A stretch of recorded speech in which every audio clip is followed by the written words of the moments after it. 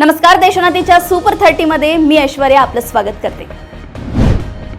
राज्यातील 48 शहरांमध्ये 5023 पाकिस्तानी नागरिक वास्तव्यास आहेत। यातील केवळ 51 जणांकडे वैध कागदपत्र आहे, तर 107 जण बेपत्ता आहेत।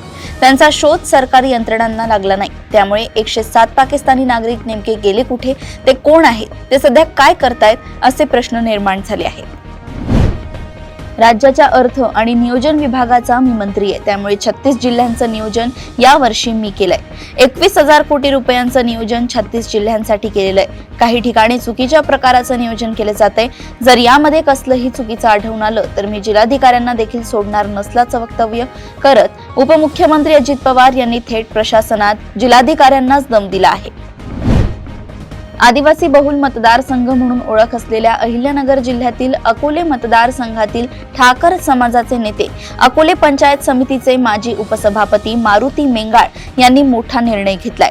मेंगाळ यांच्यासह विविध ग्रामपंचायतींचे 60 आजी माजी सरपंच, अकोले नगर पंचायतीचे 14 आजी माजी नगरसेवक यांच्यासह विविध सहकारी संस्थेतील संचालक, ठाकरेंची शिवसेना, भाजप आणि दोन्ही राष्ट्रवादी काँग्रेसचे अनेक कार्यकर्ते शनिवारी ठाण्यात उपमुख्यमंत्री एकनाथ शिंदे यांच्या उपस्थितीत शिवबंधन बांधणार आहेत।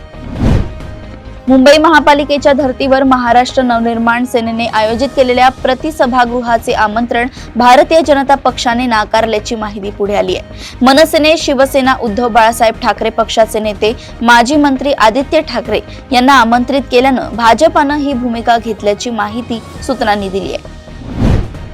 हॅलो, आम्ही तेलंगणा पोलीस आणि सीआयडी मुंबई आहोत। आपण बँगलोरमध्ये एक सिम कार्ड विकत घेतलंय, त्याचा गैरवापर झालाय।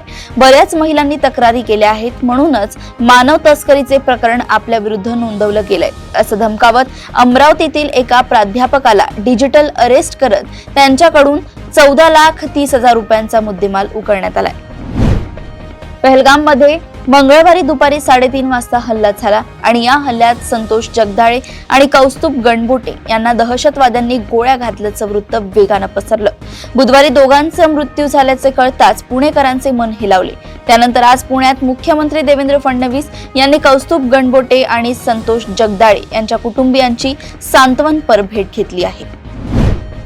तुझ्या मुलाला चांगले गुण देऊन प्रथम क्रमांक मिळवून देऊ, यासाठी आम्हाला खुश कर, अशी शरीर सुखाची मागणी करत वर्ग शिक्षकाने आणि त्यांच्या सहकारी शिक्षकाने आपल्या वर्गातील विद्यार्थ्यांच्या आईवरच वेळोवेळी दोन्ही शिक्षकांनी बलात्कार केल्याची घटना मलकापूर शहरात घडली आहे। या प्रकरणी नूतन विद्यालयाचे वर्ग शिक्षक समाधान इंगळे आणि शिक्षक अनिल थाटे यांच्यावर बुलडाणा जिल्ह्यातील मलकापूर पोलीस ठाण्यात गुन्हा दाखल करण्यात आला आहे। तुमसर पंचायत समिती येथील रेकॉर्ड रूमला शनिवारी सकाळी 8 वाजता भयंकर आग लागली। ही आग आटोक्यात आणण्यासाठी नगर परिषद तुमसर व नगर पंचायत मोहाडी येथून अग्निशामक पथक बोलावण्यात आले, पण आग आटोक्यात आली नाही। आगीचे कारण अद्याप कळू शकले नाही। कुख्यात गुंड दाऊद इब्राहिमचा भाऊ इक्बाल कासकरची महाराष्ट्र संघटित गुन्हेगारी नियंत्रण कायद्याअंतर्गत स्थापन मुंबईतील विशेष न्यायालयाने खंडणीच्या एका प्रकरणातून निर्दोष सुटका केली आहे। वर्ष 2015 मध्ये कासकरनं ठाण्यातील एका बांधकाम व्यावसायिकाकडे 30 लाख रुपये आणि 4 सदनिकांच्या खंडणीची मागणी केली होती। कासकरनं या प्रकरणातील एका सह आरोपीच्या नावानं एक सदनिका नोंदणीकृतही केली होती। पहलगाममध्ये दहशतवादी हल्ला झाल्यानंतर देशात विभाजन करणाऱ्या शक्ती सक्रिय झाल्या आहेत। लोकांमध्ये भीती आणि द्वेष पसरला जातोय। अशा वेळी एकजुटीनं राहण्याची गरज असल्याचं अभिनेता सुनील शेट्टीनं म्हटलंय। प्रसार माध्यमांशी संवाद साधताना सुनील शेट्टीनं नागरिकांना एकत्र राहण्याचं आवाहनही केलंय। मराठवाड्यात पहिल्यांदाच रिमांड होम म्हणजेच बाल सुधार गृहात राहणाऱ्या मुलांसाठी शिबिराचं आयोजन करण्यात आलंय। याबाबत कला रंग संस्थेनं पुढाकार घेत मोफत शिबिर आयोजित केलं आहे। 3 दिवस वेगवेगळे उपक्रम घेऊन समाजापासून दुरावलेल्या मुलांना चालना देण्यासाठी हे शिबिर घेण्यात येत आहे। त्यामुळे मुलांना नवीन प्रेरणा मिळेल, असा विश्वास बाल सुधार गृहाचे उपाध्यक्ष अवधूत जगताप आणि समन्वयक सुनीता तगारे यांनी व्यक्त केला। तुरुंग नियमावली काय आहे हे जाणून घेण्याचा अधिकार प्रत्येक सर्वसामान्याला आहे, असं अधोरेखित करत राज्य सरकारच्या अधिकृत संकेतस्थळावर तुरुंग आणि पोलीस नियमावली पुढील 48 तासात प्रसिद्ध करण्याची सूचना हायकोर्टाने केली आहे। तसेच सोशल मीडियाचा वापर याबाबत जनजागृती करण्यासाठीही केला गेला पाहिजे, असंही न्यायालयानं नमूद केलंय। पहलगाम दहशतवादी हल्ल्याच्या समर्थनाचे स्टेटस ठेवल्याप्रकरणी करमाळ्यात एका विरुद्ध गुन्हा दाखल करण्यात आला असून त्याला करमाळा पोलिसांनी अटक केली आहे. पहलगाम घटनेच्या समर्थनार्थ स्टेटस ठेवल्याने समाजाच्या भावना दुखावणे व चिथावणीखोर कृत्य केल्याच्या आरोपाखाली करमाळा पोलिसात गुन्हा दाखल करण्यात आलाय. याबाबत बजरंग दलाच्या कार्यकर्त्यांनी फिर्याद दिली होती. बीडमधील ज्ञानराधा मल्टीस्टेट घोटाळ्याचा तपास सीआयडी कडे वर्ग करण्यात आलाय. यापूर्वी या प्रकरणाचा तपास आर्थिक गुन्हे शाखेकडे होता. मात्र आता या प्रकरणाची सखोल चौकशी करण्यासाठी हा तपास सीआयडी कडे वर्ग झालाय. शेकडो ठेवीदारांच्या कोट्यावधी रुपयांच्या ठेवी ज्ञानराधा मल्टीस्टेटमध्ये अडकून आहे. पहलगाममध्ये मंगळवारी 23 एप्रिल रोजी दुपारी 3:30 वाजता हल्ला झाला आणि या हल्ल्यात संतोष जगदाळे आणि कौस्तुभ गणबोटे यांना दहशतवाद्यांनी गोळ्या घातल्याचे वृत्त वेगानं पसरलं. बुधवारी दोघांचा मृत्यू झाल्याचे कळताच पुणेकरांचे मन हेलावले.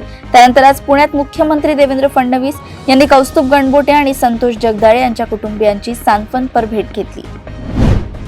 भारत सोडून जाण्यासाठी देण्यात आलेल्या मुदतीनंतर आपापल्या राज्यात एकही पाकिस्तानी नागरिक राहणार नाही याकडे काटेकोर लक्ष द्या अशी सूचना केंद्रीय गृहमंत्री अमित शहा यांनी शुक्रवारी देशातील सर्व मुख्यमंत्र्यांना स्वतः फोन करून दिल्याचं सूत्रांनी सांगितलंय. पहलगाम दहशतवादी हल्ल्यानंतर पाकिस्तानी नागरिकांनी 48 तासात भारत सोडून जाण्याचे आदेश केंद्र सरकारने बुधवारी दिले. गुजरात पोलिसांनी शनिवारी पहाटे 3 वाजता सुरू केलेल्या कारवाईत अहमदाबाद आणि सुरत या दोन प्रमुख शहरांमध्ये बेकायदेशीरपणे वास्तव्य करणाऱ्या 1024 बांगलादेशी नागरिकांना ताब्यात घेतलंय.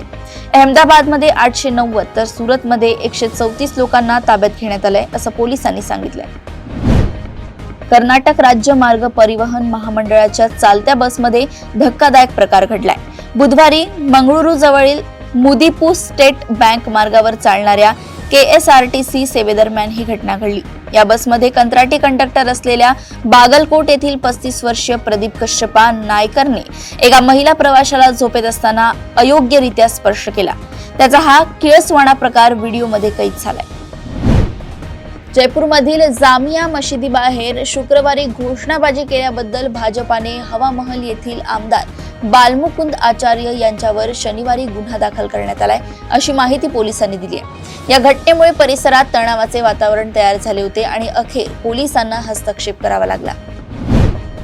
कर्नाटकातील वरिष्ठ राजकीय नेत्यांशी संबंध असल्याचं सांगत अनेक श्रीमंत लोकांची फसवणूक आणि मनी लॉन्ड्रिंग केल्याप्रकरणी अंमलबजावणी संचालनालयाने 2 दिवसांपूर्वी ऐश्वर्या गौडा या तरुणीला अटक केली. गुंतवणुकीवर उच्च परतावा देण्याचे आश्वासन देत पीडितांची 20 कोटींपेक्षा जास्त रकमेची फसवणूक केल्याचा आरोप गौडावर आहे. जम्मू काश्मीरच्या पहलगाम येथे मंगळवारी दहशतवाद्यांनी पर्यटकांवर केलेल्या बेछूट गोळीबारात 26 पर्यटक ठार झाले. या हल्ल्याची जबाबदारी लष्कर ए तैयबा या दहशतवादी संघटनेचा एक गट द रेझिस्टंट फ्रंट या दहशतवादी संघटनेने स्वीकारली होती. पहलगाम दहशतवादी हल्ल्यानंतर लष्कर कमांडर सैफुल्लाहने हल्ल्याची जबाबदारी घेण्यास नकार दिला. यानंतर द रेझिस्टंट फ्रंटने देखील एक निवेदन जारी करत पहलगाम हल्ल्याची जबाबदारी नाकारली आहे. रशियाच्या बाल्शिका शहरात शुक्रवारी झालेल्या कार बॉम्ब स्फोटात रशियन जनरल यारोस्लाव मोस्क्लिक यांचा मृत्यू झालाय. रशियन तपास समितीने त्यांच्या मृत्यूची पुष्टी केली आणि म्हटलंय की हा स्फोट रिमोट बॉम्बने घडवला गेला. तो एका उभ्या असलेल्या कारमध्ये ठेवण्यात आला होता. हा स्फोट तीक्ष्ण धातूच्या तुकड्यांनी भरलेल्या IED मुळे झाला आहे असेही यावेळी सांगण्यात आलंय. संयुक्त राष्ट्रांच्या जागतिक अन्न कार्यक्रमाने शुक्रवारी गाझामधील अन्न पूर्णपणे संपल्याची माहिती दिली आहे. गेल्या 7 आठवड्यांपासून सीमा पूर्णपणे बंद असल्याने गाझाच्या आत कोणतीही वस्तू किंवा मदत जाऊ शकत नाही, ज्यामुळे मुले कुपोषणाने त्रस्त आहेत. इस्रायलच्या दीर्घकाळ चाललेल्या नाकाबंदीमुळे गाझापर्यंत पोहोचण्यासाठी कोणताही माल शिल्लक राहिला नाही आणि मानवतावादी मदतही शिल्लक राहिली नाही. त्यामुळे गाझामधील परिस्थिती अत्यंत बिकट झाली आहे. एम्स नागपूरमध्ये आरोग्य सेवा अधिक बळकट करण्याच्या दृष्टीने मोठी भरती प्रक्रिया सुरू होणार आहे.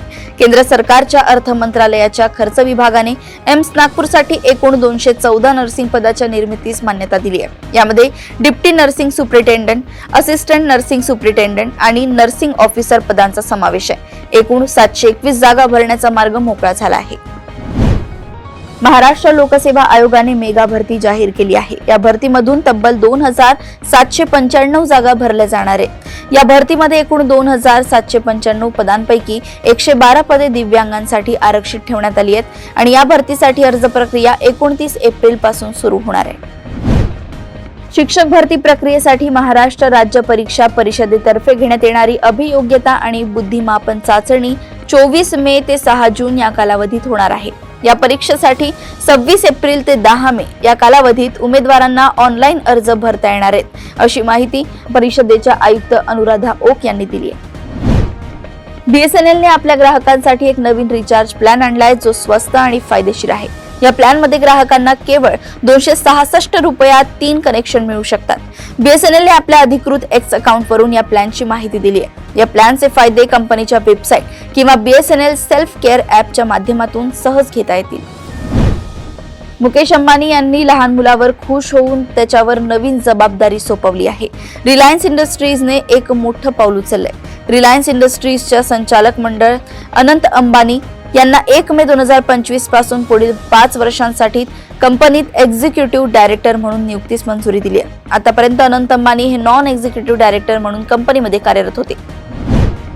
एका समाजाबद्दल अनुराग कश्यपनं आक्षेपार्ह विधान केल्यामुळे अलीकडेच एका वादाला निमंत्रण मिळालं होतं।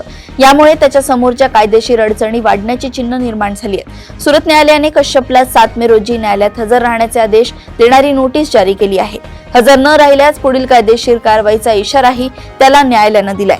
अनुरागच्या घरी नोटीस पाठवण्याचे निर्देश देण्यात आले आहेत।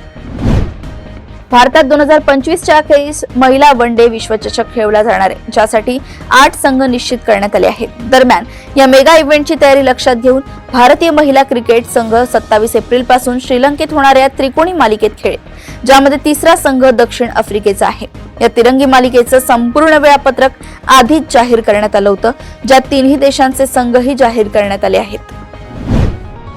अशाच सुपर 30 बातम्या जाणून घेण्यासाठी बघत रहा देशोन्नती। नमस्कार।